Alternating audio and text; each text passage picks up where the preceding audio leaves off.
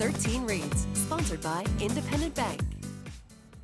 A West Michigan English teacher is on a mission to create a classroom library. 13 on your side's Elena Holland explains why he says diverse books matter to his students.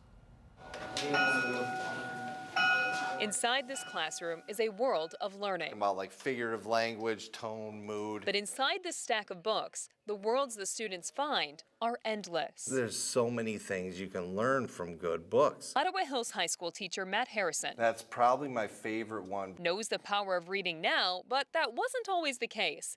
Like many of his students, he was not a fan of reading in high school until This was Miss Boncher's book out of Caledonia High School.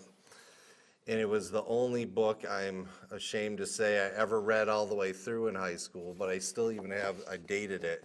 It was 1992, and I stole it from her. he saw himself and his family in All Quiet on the Western Front, as his grandfathers both served in World War II. It just got me thinking that all it really takes is one, right? One book that you connect with. That's why Mr. Harrison created this, a classroom library, hoping to spark the love of reading to his students. The books that we had didn't have a lot of protagonists that a lot of our kids could resonate with. The books, featuring authors like Toni Morrison, Paulo Coelho, Khaled Hosseini, and more, are a diverse range of modern and classic work. To see themselves in a main character role dealing with things that are familiar to them is important. But the library is not done yet. Mr. Harrison has not met his fundraising goal for the entire library. Plus, If they really like the book, like I did when I was a junior, take it home.